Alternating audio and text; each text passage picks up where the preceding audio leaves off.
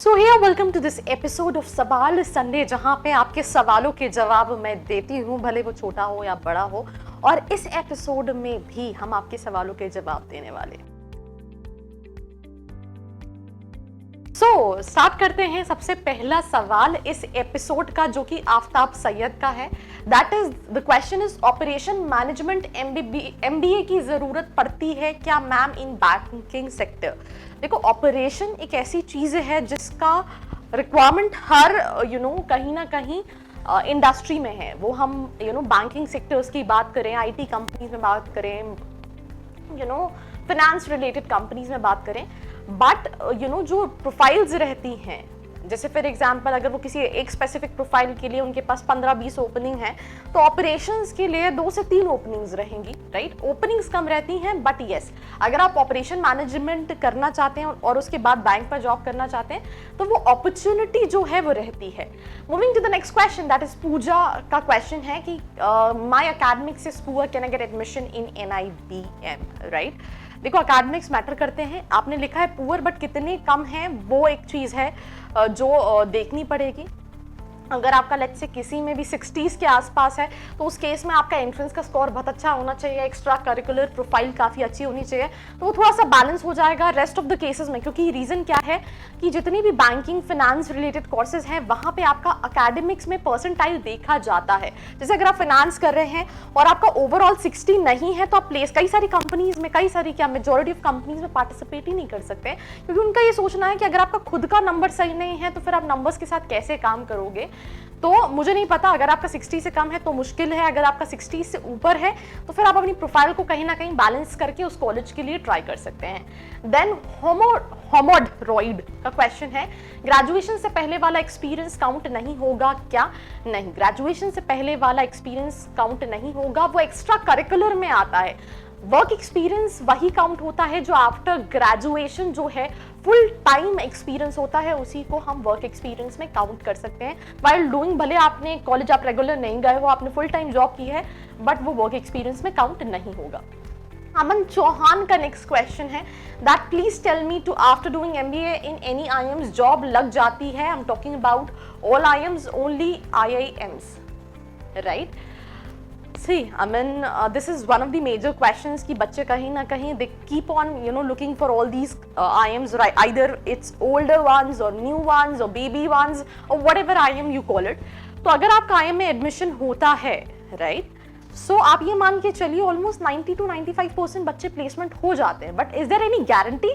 तो कोई गारंटी नहीं है। तो अगर आप IIM गए हो, दैट मीन्स आपने काफ़ी मेहनत की है एंट्रेंस एग्जाम में क्रैक करने में, तो आपकी प्रोफाइल अच्छी है, आप एक अच्छे स्टूडेंट हो, तो अगर आप वहाँ पे परफॉर्म करोगे तो फिर आपका प्लेसमेंट हो जाता है मेजॉरिटी ऑफ केसेस में, मैक्सिमम केसेस में। उसके साथ साथ अगर आप में का सवाल यहाँ पे कवर नहीं हुआ है, तो आप कमेंट करके नेक्स्ट सवाल संडे के लिए अपना सवाल पूछ सकते हैं, या फिर अगर आप जानना चाहते हैं कि आपकी प्रोफाइल के हिसाब से आप कौन से कॉलेजेस को टारगेट कर सकते हैं, तो नीचे जो प्रोफाइल एनालिसिस फॉर्म दिया है उसको फिल करके भी आप डिटेल्स ले सकते हैं। लीगेसी का क्वेश्चन है, ma'am I will be giving CAT in November and if I didn't get good marks in CAT, but if I get good marks in CMAT, so the college is accepting both the entrance examination will ignore my CMAT marks because I got poor. ऐसा कुछ भी नहीं है, right?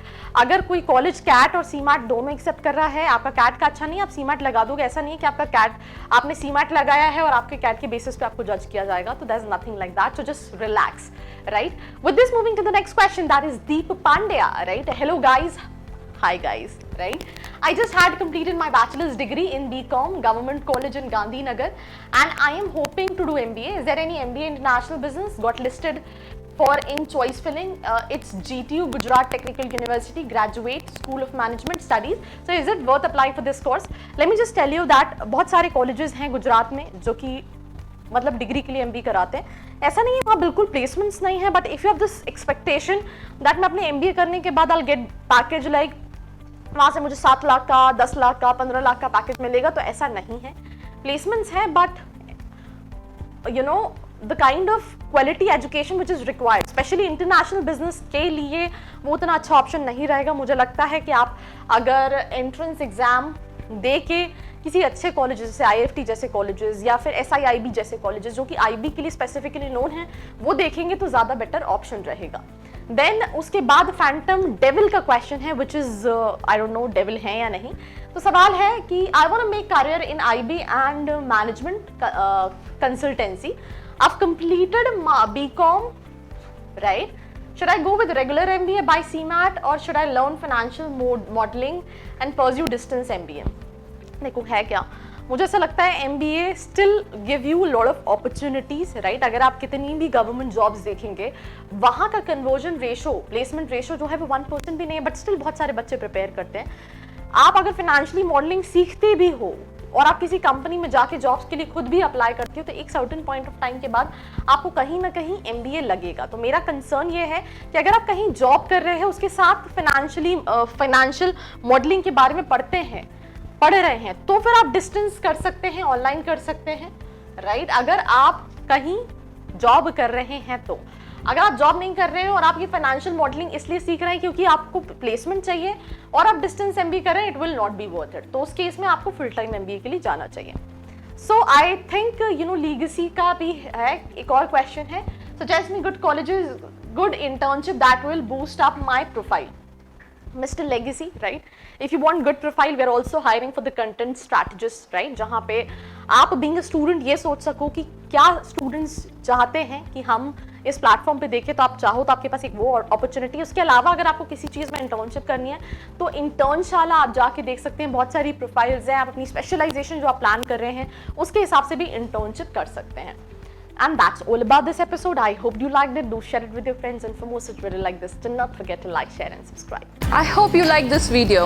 For more such videos, keep watching our channel. And do not forget to like, share and subscribe.